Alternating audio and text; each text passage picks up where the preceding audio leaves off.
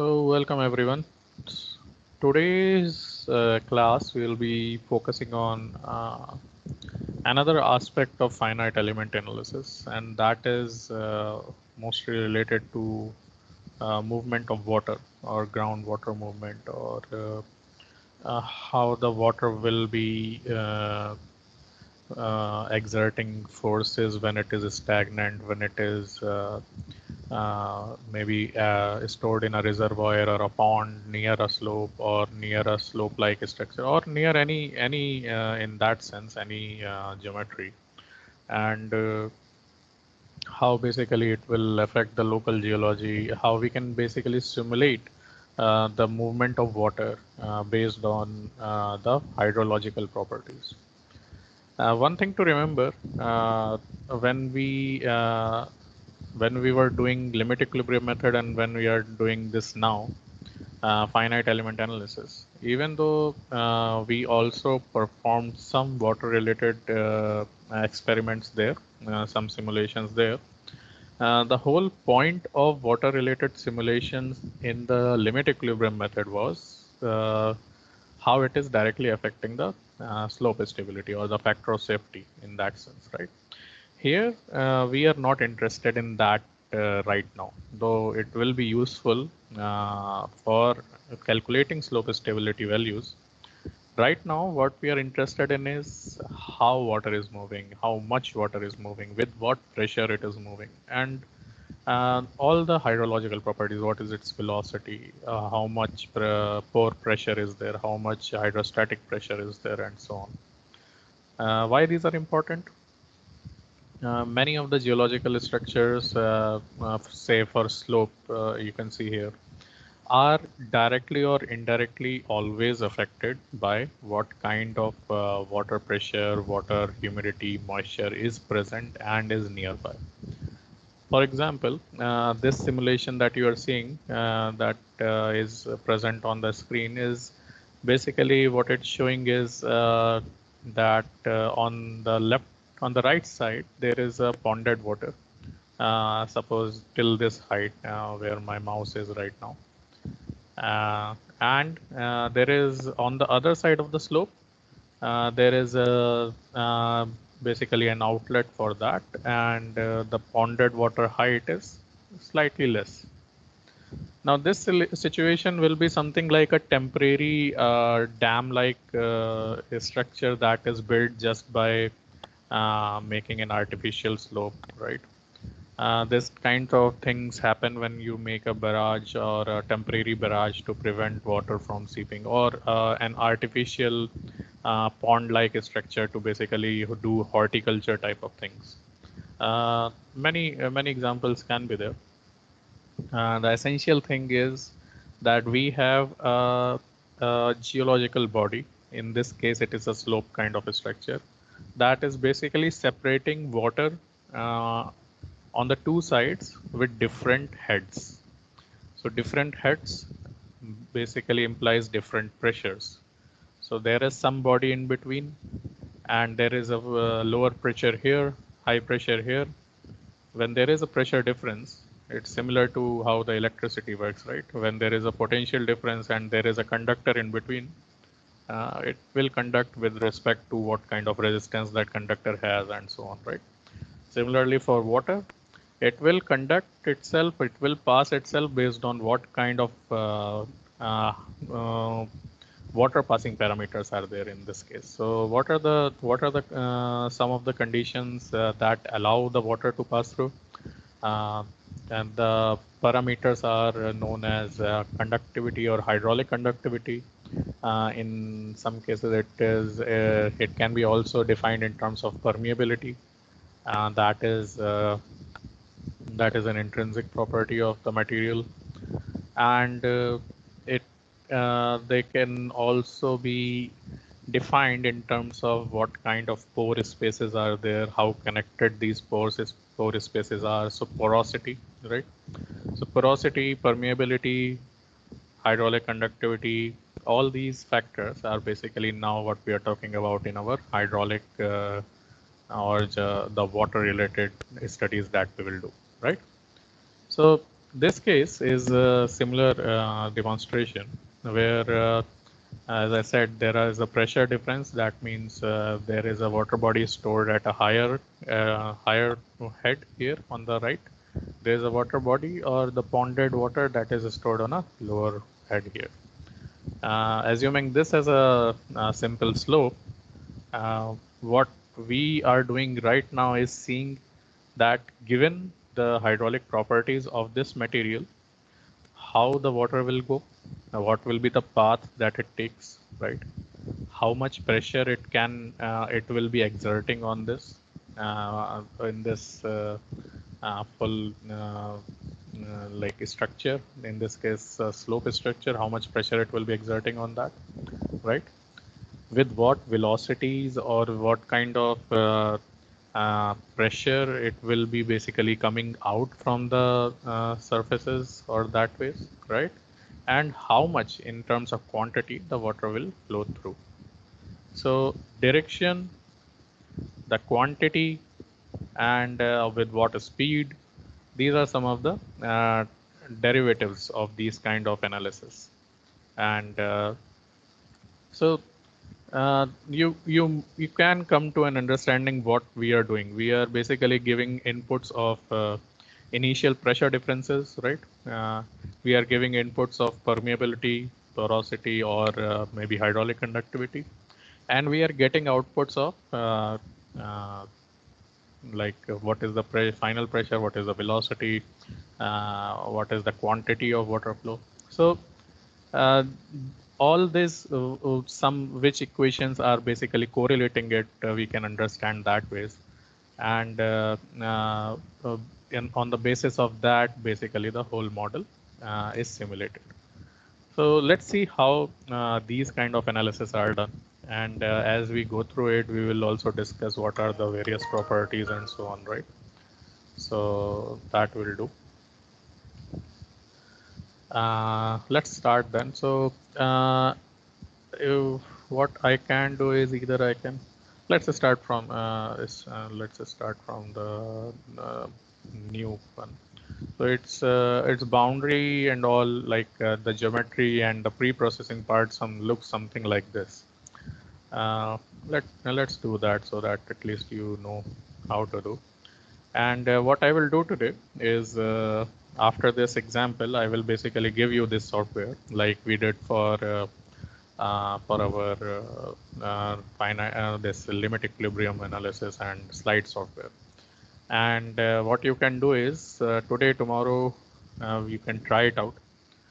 There are tutorials like the previous one we had, right? So here also we have in help files, we have tutorials. And if you see what is generated is all a list of phase 2 tutorials. So many of the tutorials are present. So you all can have a look, try some of them. Some of the things we have already covered in this when we demonstrated. Today also we are covering one of those, some aspects of one of the tutorials as well. So have a look and do it tomorrow as well. And day after tomorrow, we'll see which we'll discuss few and we'll see if anyone had any problem in that. Okay. This is also a cracked file, so you have to install it similar to the last one. Do consult with each other who are not successful in installing that. I don't have a Mac file, so whomsoever has the MacBook or iOS or something, just you have to basically install VM virtual machine and then install Windows on that and do it for now, because I don't have other sources for that. Anyways, let's see how this was done. So let me make a new file. And the important thing here to do is the kind of analysis we are doing. So in this, even though we will be concentrating on strain analysis and Gaussian elimination, but our main focus today will be groundwater. And in groundwater, when we go here, we will basically change it to finite element analysis. Finite element analysis is important. It is different from other methods because other methods basically are focused on just additional pore pressure or total head. That will basically give more inputs to the stress analysis that we were doing previously, right? In the finite element analysis, we do a full-fledged uh, groundwater analysis, how the movement of the water happens. So that ways it takes different equations for analyzing water flow. So we select that. For unit weight we can give, so it is already calculated for that case, so that's okay. And number of iterations, tolerances, let's keep them as they are. We don't need strength reduction right now because we are not dealing with that kind of analysis. Stress analysis, keep it as it is. That's okay. Stages, we are just looking at one stage only for now. And that's it. Let's click OK. And we draw a basic shape. So let me try to do replicate this kind of slope only. So for that, I will actually look for some coordinates. Just a sec. Yeah. So Uh, to draw that, we basically put an external boundary, right? And start with our boundary of the slope. So that will be just I am writing the coordinates. So this is the start of the base. This is the base, right? And the other end of the base, the crest of the slope.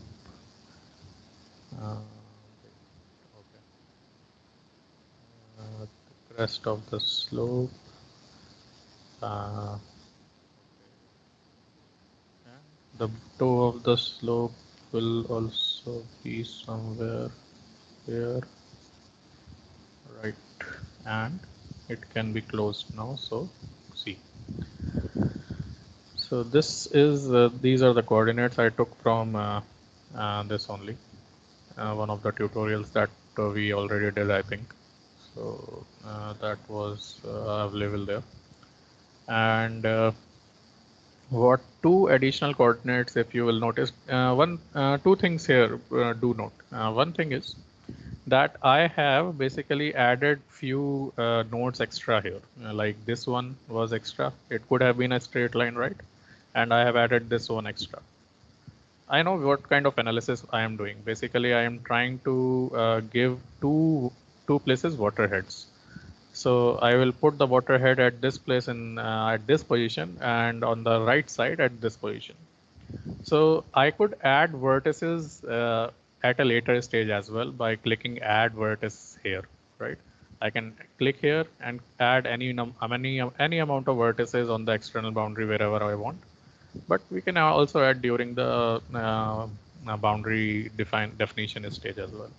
Even this can be changed, so you can actually shift this anywhere you want. So that's all we have seen already. So let's keep it that way. Just wanted to show you why this was done. Okay. Second thing to note that this now, if you see the bottommost portion, the Y point is not 0. Okay, this is done deliberately here. Why it is done is basically zero is being taken as a ground level, right? All kind of calculations, all kind of stress calculations or the pressure calculations are done relative to the ground level. Now, why I have not put this at the 0 position? The reason is that what kind of water head we are trying to simulate has a higher head than the just the portion of the slope we are basically simulating. What I mean is, it is practically speaking, it is a part of a hill sort of, right? That is around or a small slope. It's a bigger portion, but this portion is a very small portion of that which we are simulating. So the pressures of the water that we will be simulating will be actually representing the whole height, right, from 0 to whatever height there we want to. But the actual physical boundaries that we want to basically see the effect on can be either stretched out all the way to zero, or in order to reduce the unnecessary calculations or unnecessary extension of the physical boundary, we have basically reduced it here, because what we are interested in is the this part or this zone, the sloped zone, right? Otherwise, it will be just a block part here, which has nothing to do with any stability, nothing to do with any water motion, because both of the sides water is here. So this block, that's why rather than simulating it from the 0, we have basically started the simulation from the 20 point.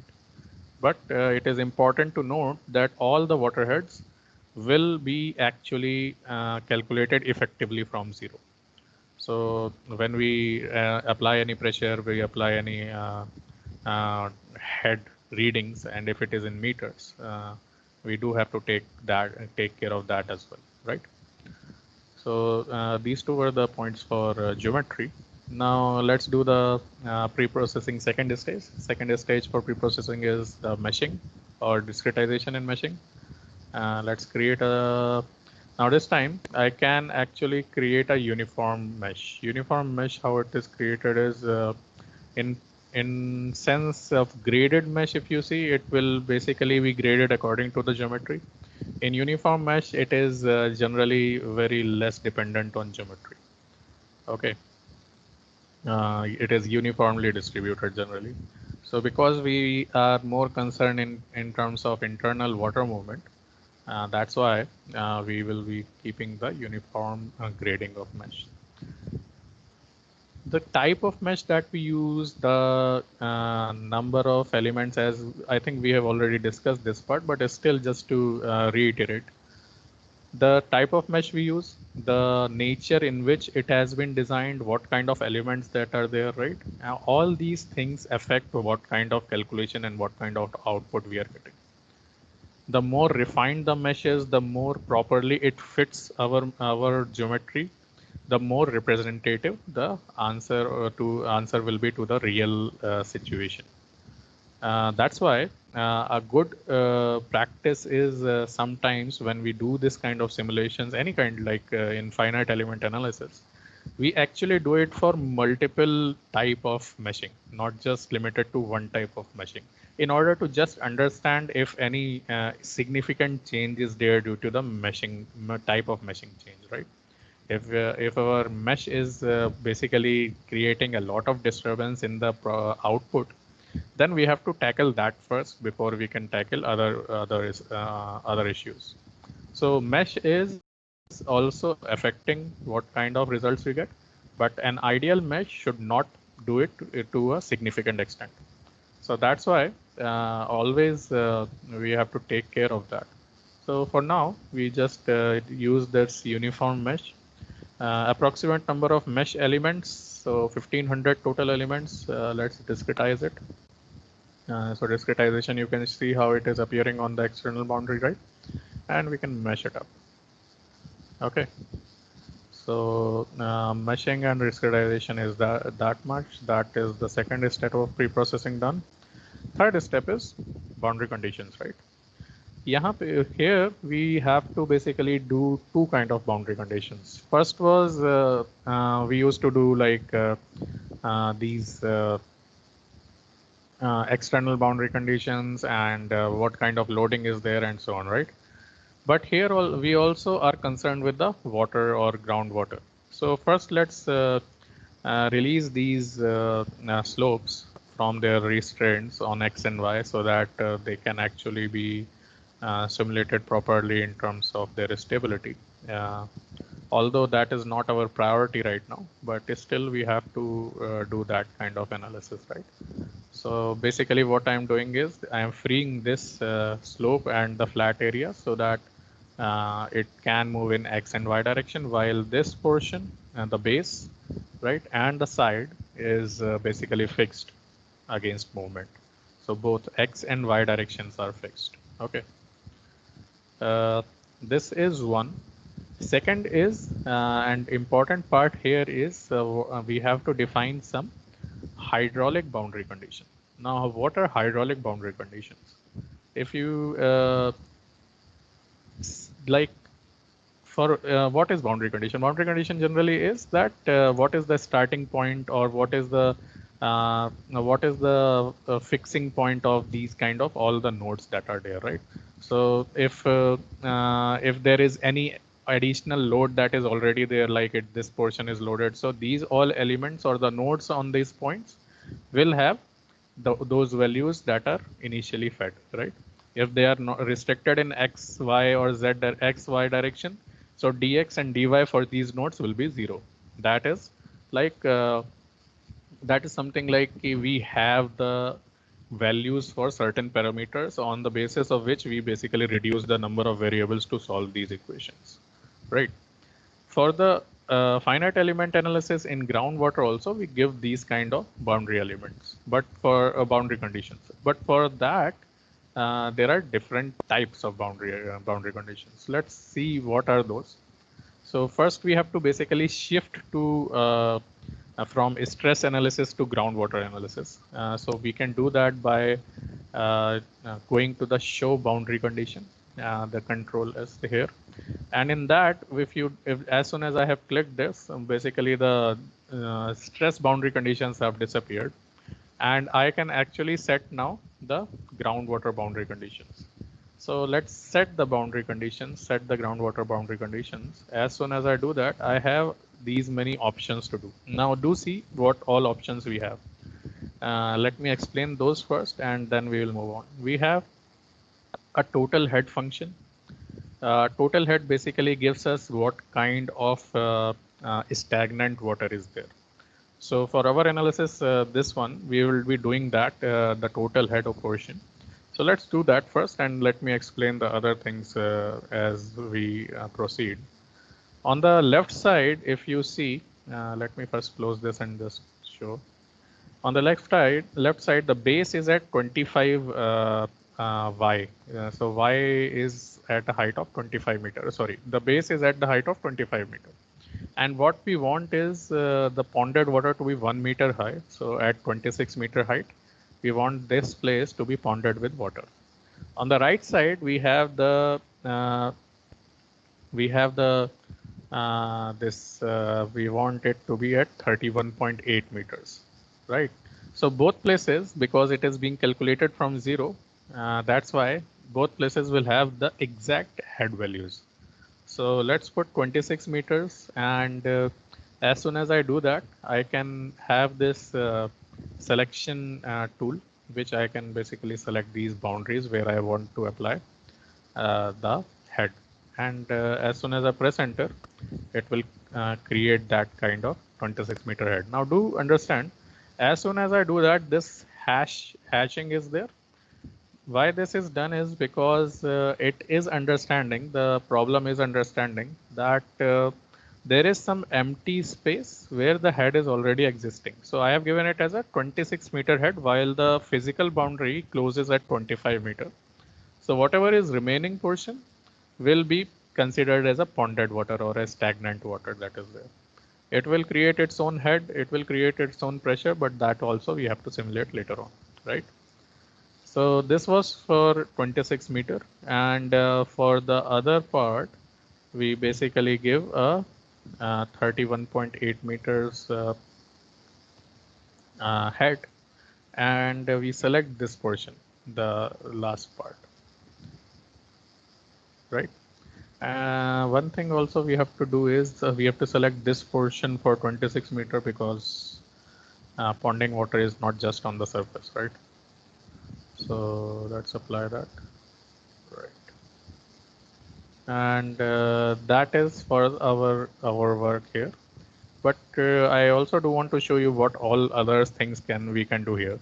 So this was total head, right? We have other boundary conditions like we can directly put a zero pressure value at certain points.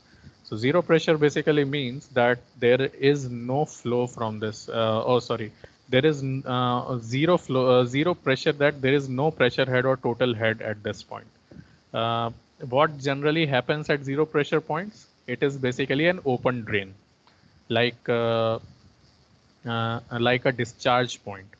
If there is a very high head at other place and there is a zero pressure head at some place, all the water will go through that 0 point. 0 point is basically like a tap. If you open the tap, the pressure on the other side of the line becomes zero, right? And that's why the head basically starts transferring through that tap. It's like a tap in your tank, something like that. So zero pressure basically dictates the points through which water will go through, right? Unless there is a negative pressure head somewhere, that is called a suction head. So that also happens sometimes because water also create pore water pressure, right? So suction pressure also can happen. So from negative pressure, it can reach to zero pressure as well, and especially in case of non-saturated places. So that also happens. So that can also take place, but P is equals to 0 generally means that we are declaring it at zero potential, like a grounded point. Always the things will go through here, right? There is a zero quantity. We can give a flow quantity rate initial. So nodal flow rate can be given. Nodal flow rate basically means how much water we are saying that it will go through this point. So this is nodal flow rate. There will be also boundary flow rate. We can define it on the boundary as well. So we can basically say that, okay, at this point, at the toe of the slope, I want that 1 meter cube per second, or 1 meter cube per second is too much. So like uh,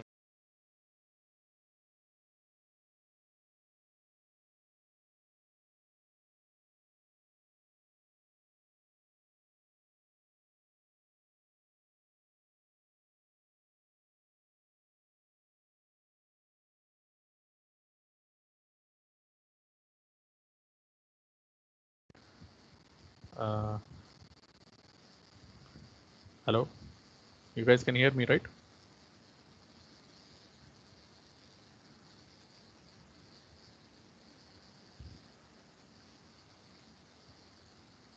Now it's audible, but for some time it was not audible. Now it is audible. Yes, sir. कहाँ तक cut गया? अब सुनाई दे रहा है यार? अब कभी कभी हो जाता है, साहब क्या बताएं। चलो लेट्स सी, अगर नहीं होना तो डू लेट मी नो। नहीं सुनाई दे रहा हूँ, डू मैसेज या कुछ तो करके stop me whenever it's there. अच्छा, ओके, परफेक्ट। 1 मीटर क्यूब बहुत ज़्यादा है, ओके।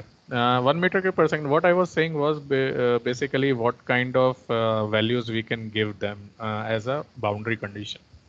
तो that was like we can basically give a condition where we decide that, okay, at this point, this much water is coming out from this point, this much, and how we define that in meter cube per second. So if we say that, okay, at this point, 0.001 meter cube per second or 1 liter per second is going.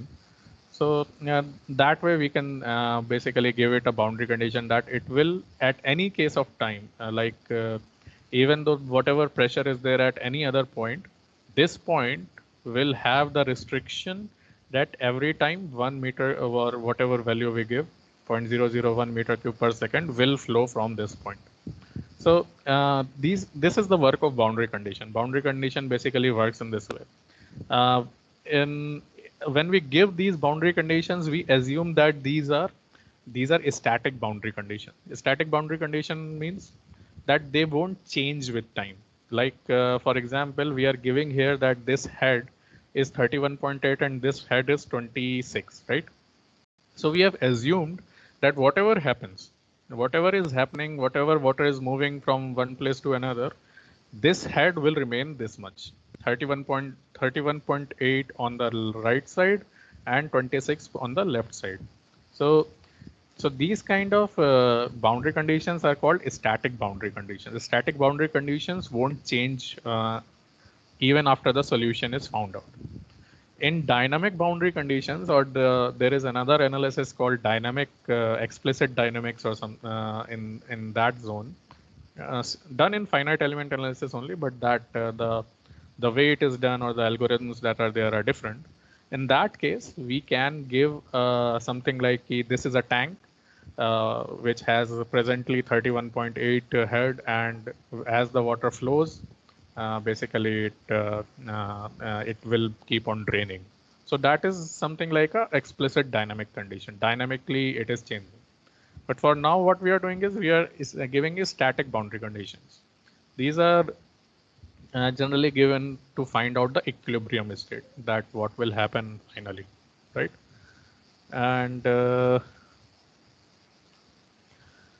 And that ways, so these conditions will always basically force or restrict any condition that is given. So as I was saying, if we give nodal flow rate at any point, that flow will keep on happening at that rate, irrespective of whatever solution we find. So solution will be found on the basis of boundary conditions. So that we have to remember. Okay. Then there are infiltrations. Infiltrations basically can be simulating rainfall infiltration, like if rainfall is there on this surface, then water can seep through, or what rate it can seep through, so that we can give in meter per second. So if whatever surface area is there, if the rainfall happens and whatever seepage rate is, if we give, on the basis of that, then water will be calculated. We can give infiltration rate as well here. Okay. Then if we don't know whatever conditions there are, so we can actually give unknown conditions. So unknown conditions basically tells the system that either it is P is 0, pressure is 0, or the quantity is or the amount of water that is flowing is 0. Anywhere in between, some situation is like that. Okay. So that also we can define that, okay, at unknown places, we don't know what is happening in these places, right?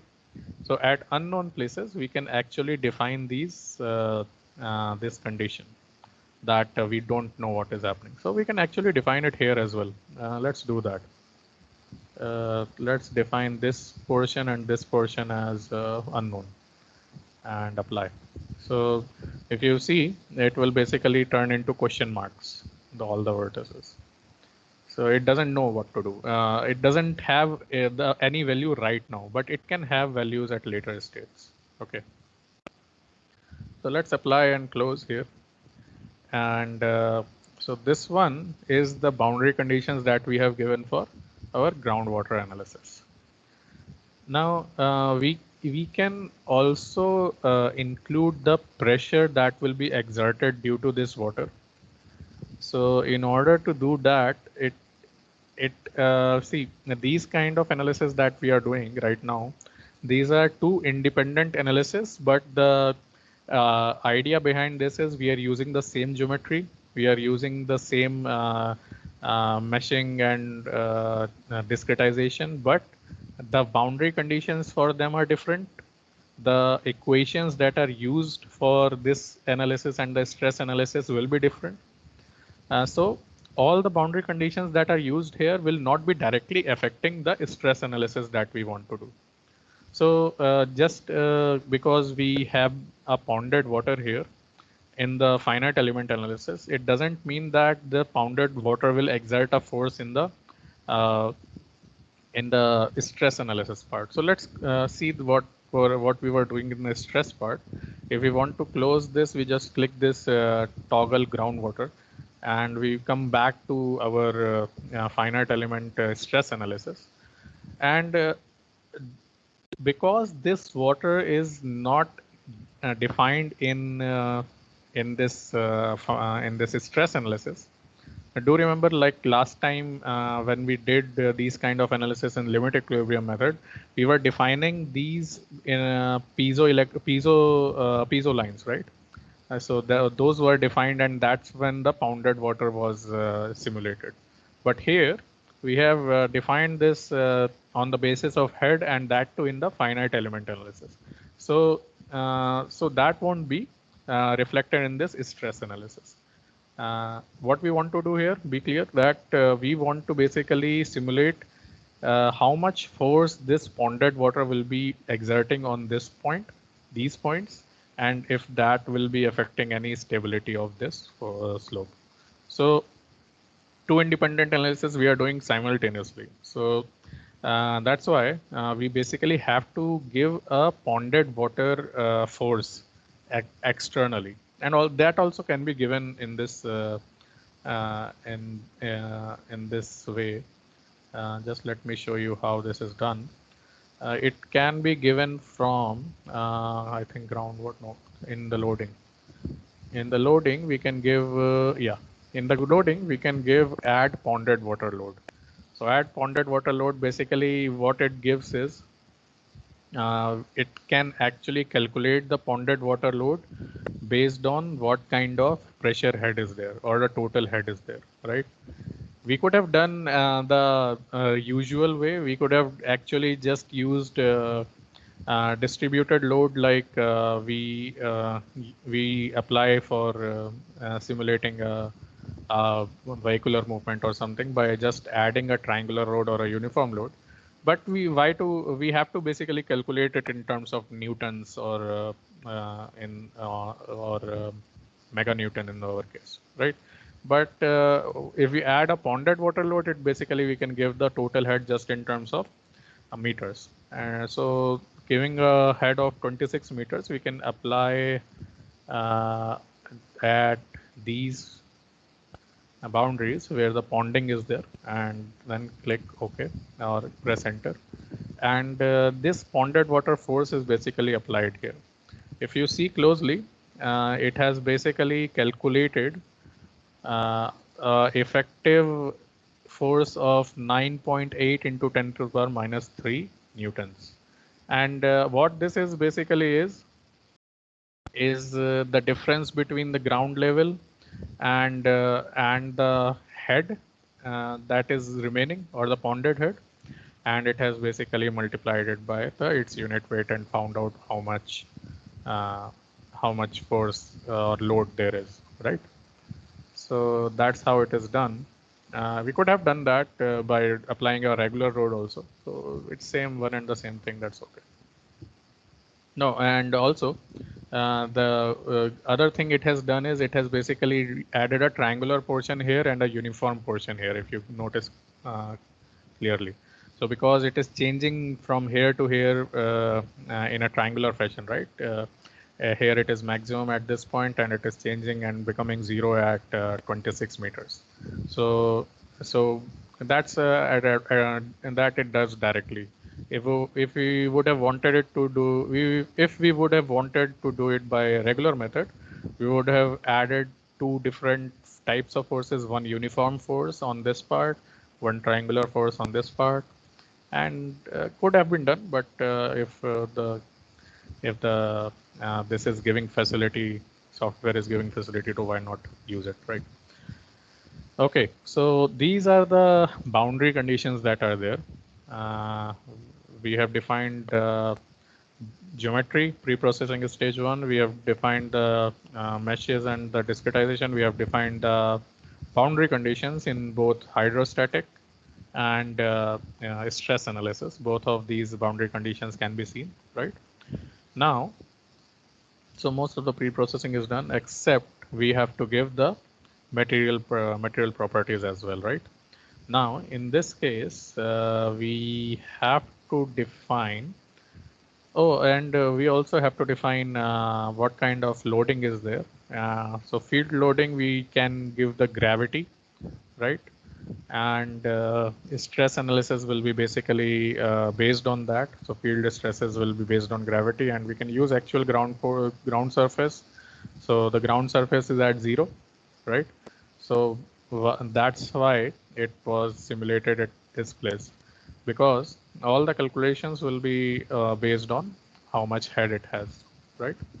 So even the ground stress conditions, the overburden weight calculations, and everything will be calculated based on the keeping the 0 level as 0 level. If you want to understand that way. Okay. So stresses are all done. We have put here, we have given boundary conditions. Now we go for the material properties. That's also a pre-processing stage. In this, we define two types of material properties. One, we define regularly, right? That what kind of material there is. Let's rename it as overburden or something. Let's keep it as overburden, OB. And maybe we can change a little bit, not pink, so blue. Okay, I have two screens and both of the screens show different colors. I don't know why, but okay. Anyways, uh, so this is overburden. We have given field stress and body stress. That's okay.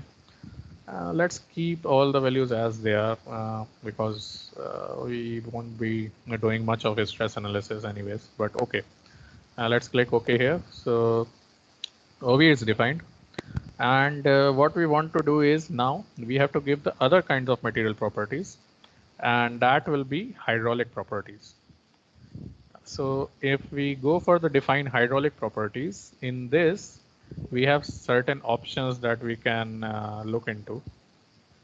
And let's see what we have. So we can give K. K is basically the permeability of that given in meter per seconds.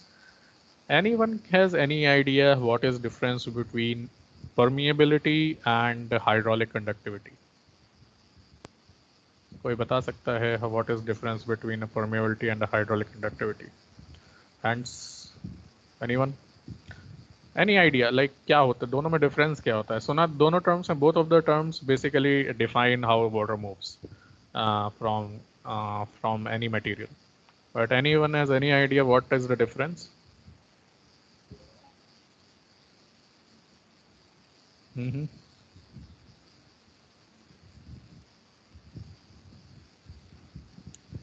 Anyone? कोई नहीं?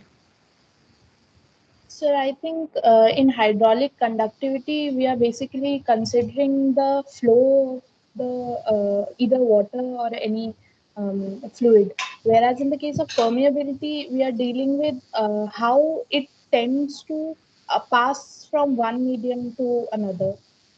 What passes through one medium? The fluid, like the property of the material through which it allows any other fluid to pass through it, that is permeability. Whereas in the case of hydraulic flow, we are considering only the flow of that material, the fluid. Slightly close to what it is, but not exactly. Actually, the basic difference between these two is something like difference between resistance and resistivity. Okay.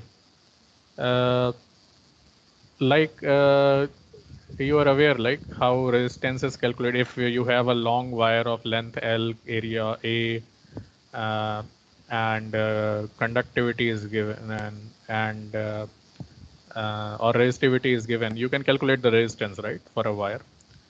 Similarly, the two terms basically relate in that way, but one of these terms is independent of what kind of geometry it is, what kind of material we are using, or what kind of fluid that is passing through, and the other term is basically derived from that. अब ये बताओ which one is which one? This was a hint for you. So which one is a material property and which is the derived property? इतना बताओ. Sir, I think permeability does not depend on the fluid properties. Right. And hydraulic conductivity depends. It depends on the viscosity. Right, right. So the equation that defines what these are is something called the Darcy's law. Darcy's equation. It basically relates the quantity that flows, right? It relates the permeability of a material. The hydraulic conductivity is basically a combination of permeability, density of the liquid, length of the column or gravitational constant, viscosity, and so on. So if I think I can show you this. It's in, हाँ, so ये देखो, Wikipedia ही दिखा देते हैं तुम लोगों को. I think that will be okay. If you search hydraulic conductivity in Wikipedia, ये equation जो आती है ना, this is Darcy's law. Basically, it defines, that how much of a this कहाँ गया? Oh, हाँ. If K is the hydraulic conductivity, then by Darcy's law, what it is del V, where amount of volume of water, right? Time. So del V by del T is volume by time.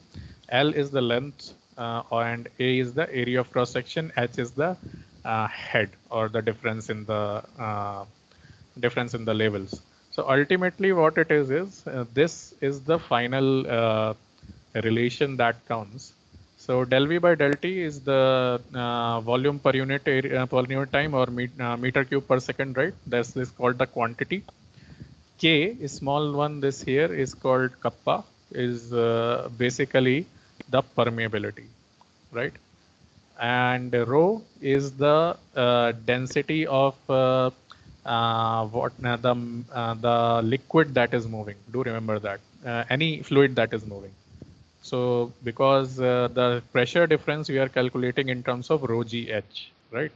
So rho is the density of here in this case it can be water, because we are talking about hydraulic conductivity, or otherwise it can be any fluid basically. Even we go for the air conductivity, air permeability, and so on. So that also can be there.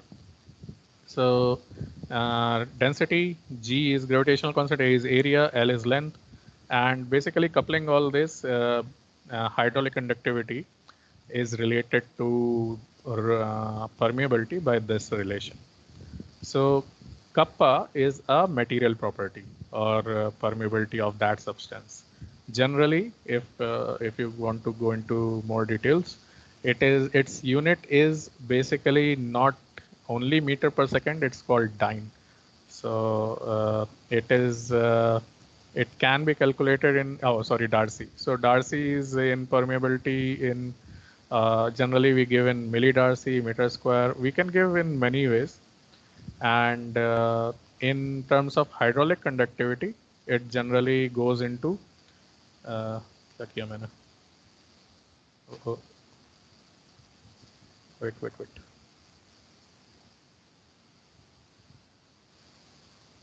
Yeah, hydraulic conductivity can go into these aspects. Like how much water can pass through in a unit amount of time and something. So in that ways, what we feed in this properties, when we are talking about hydraulic properties, we should know what we are feeding. Generally, permeability is only material dependent, but most of the cases when we are dealing with these kind of hydraulic properties, especially related to water, we can directly relate it in terms of hydraulic conductivity. Okay, so do remember that. Let's move ahead. What is the hydraulic conductivity here? I think we can give a lower hydraulic conductivity. Let's give it as of a hard stone or something. Or what this K2 by K1 is, basically it's a It's the relation between hydraulic conductivity between the x-axis and y-axis. So if you see a small this x and y plane is there, right? So if you give some angle, it will basically turn in that way. And what we mean by this is it is not dependent on any direction. So if we give some angle, it will be directional. And we have different models also for that based on with respect to what kind of pressure or saturation it is. The permeability or the hydraulic, in this case, hydraulic conductivity can be changed. So in this, we have a simple model, right? And it will basically say how the properties change with respect to metric section, but it can be other parameters as well. There are van ganculum gan ये क्या कहते हैं ganculum ऐसे ही कुछ है इसका नाम. I also don't pronounce it properly. Brooks and Corey is one. Brooks and Corey में we give bubbling pressure as well, like how much pressure is required for basically relating it to pore pressure or pore size. So we can actually find this out with respect to a table that is there, right? And there are different other methods as well. So that also we can find and relate it to based on what kind of a stone or what kind of clay we have. But we can just go as a simple function. Each of these we can actually see what kind of plot behavior it is. So it is here it is saying it is not dependent on suction pressure at all. In our simple case, it basically reduces to a certain degree and becomes constant. It in other cases also it can be basically different based on what kind of readings we give it here. Okay. So it is more a little more technical hydrology. If we are dealing with that, we must know what these are. For now, just to understand our basic concepts, what we can do is basically just take these values and click OK. And I think we are done. No, we can also, I also want to add one thing with this, how much output is going from one place. We can add a discharge section. So discharge section can basically give us, it's like a query from which we can get some idea of how much water is going through and all other properties as well. So just I added this discharge section here. Let's compute it. Let's save it first. Q3.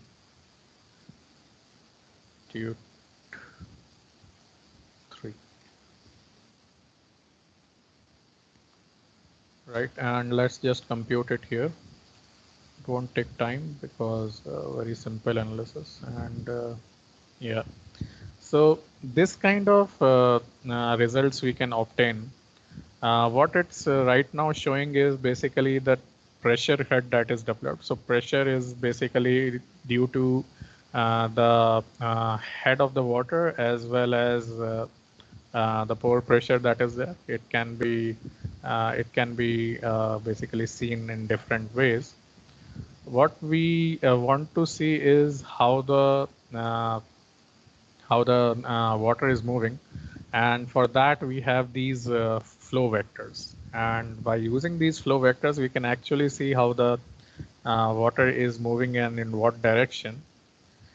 The length of these flow vectors is basically indicating what is the velocity at that point. So longer the flow vectors, higher the velocity. It can actually be seen by, we can plot this velocity as well. So if we see there is a total discharge velocity, so how much velocity there is and what kind of flow it will be, it can see there. Now this is, even though it shows very high in the pictorial form, if you see the values, it is very, very slow. So like it's 1 point, even the maximum goes to 3 into 10 to the power minus 8 meter per second. So very slow. And because we have given a very low conductivity value as well, right? And in terms of how much water passes through it, so that also we can see the value here. It's around 8 into 10 to the power minus 8 meter cube per second. So understandably slow, but is still there is some that is going, some water that is passing through, right? Another important thing that we can see is the total head that is developed. So if we just want to see what kind of water head that is developed, so that is what it will be, something like that. So here, anyways, we have 31.8 and 31.8. That was the boundary condition, right? And here we had a 26. Now, do see this line. This line is basically giving a uh, artificial water table that will be formed due to this kind of material, right? And what will happen is due to this artificial table, all the things that are below this will be considered as saturated. All the क्या हुआ?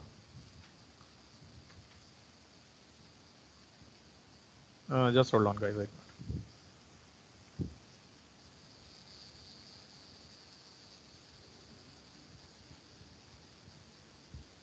Sorry.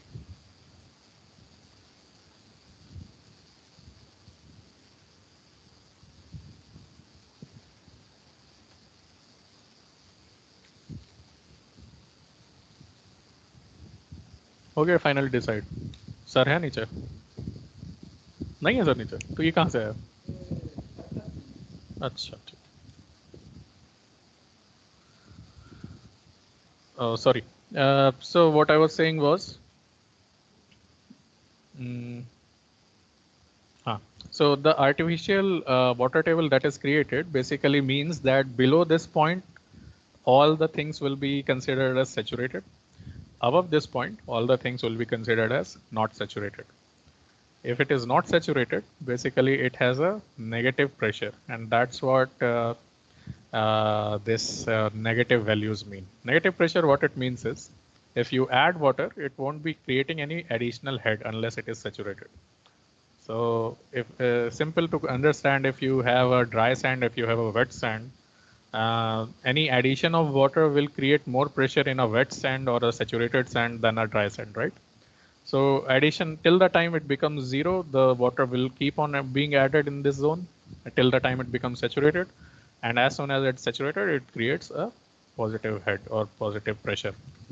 So this is one. We can also see something like how the water flows in terms of lines or water lines. We can add flow lines or multiple flow lines. From the outer edge to the inner edge, we can do, and just by clicking OK, and whatever number of flow lines you want, it will basically calculate each of them and create it one by one. These flow lines, if you see, are actually always perpendicular to what is the head that is made. Now, the head, if you see why it is very undulated, will be based on what kind of water head is there on the edges, the boundary condition, the pressure that is exerted due to the geometry, right? That will also affect it, as well as the hydraulic properties of how the water is moving, basically, right? So the water movement, it is always in perpendicular direction to the head that is there. And that's what is basically depicted here. So I think this was a basic idea of how things can be analyzed. We can have many other things. What is the hydraulic gradient that is there? So we have the hydraulic gradient as well. Hydraulic gradient will be dictating the discharge velocity. So you will see it is quite similar. So if you see discharge velocity, it is this, and the hydraulic gradient that is there, it is this. So because of the gradient, the water will flow in that direction, right? Pore pressure and total pressure, you can see how these are different. So pore pressure is in megapascal directly here, and in the sense of what we say pressure head, it can be found out in that ways. So pore pressure and total head basically gives us an idea of what is the total pressure. So a total pressure will be a sum of the pore pressure that is exerted and the hydrostatic pressure that is there. We'll see some more examples, or what I will do is, as I said, I will give you this software to learn more. This is one of the tutorials. Also, one of the tutorials also covers this part as well as others, so you can have a look there. When I give you this file, you can install it and start doing the tutorial part. The tutorials will start with some basic uh, quick starts and how the materials are there and so on. And it will also cover few of the concepts which we are not covering right now, but very important, such as how the joints work. So in this finite element analysis, we can actually simulate the jointed rock mass as well. So that how it works, do have a look there. And where did it go? I'll just take one more minute. We can also have a look at the different types of other structures apart from slope and tunnels. We have these dams. A levee and a tow drain dam is basically simulated in this way. This is also a very good exercise for how the water moves. Do try this. And how the shear strength reduction factor works. We have also seen mining stoping, how the mining stoping works, how this stope can be simulated, right? And with excavation, more and more excavation, how the pressure changes. This kind of analysis we have done. We can do try it out. So these are there. Do have a look. It's a fun activity to do. Actually, doesn't take that much time as well. But do understand what you are doing. Read it through. Whatever tutorials are there, they give a good enough information to understand what we are doing. And we can have a good discussion on Thursday. So we'll keep few tutorials that time also. And we'll discuss whatever you have done and if any problems are there. Okay. So let's close the class. We have already overshot the time. If any questions are there, you can have. Hello, Otherwise, sir. yeah. Hello, sir. Yes, Anish. Sir previous class का sir recording share कर देते sir. नहीं करी ना? हाँ कर दूंगा. आज मैं एक्चुअली सब मैं अपलोड करने ही जा रहा हूँ. ठीक है, करता हूँ मैं. Okay. Any other doubts are there? You can have. Otherwise, let's meet on Thursday. आज मैं ये सॉफ्टवेयर भी तुम लोगों को दे देता हूँ. So do start practicing. Okay. Thank you. Thank you very much.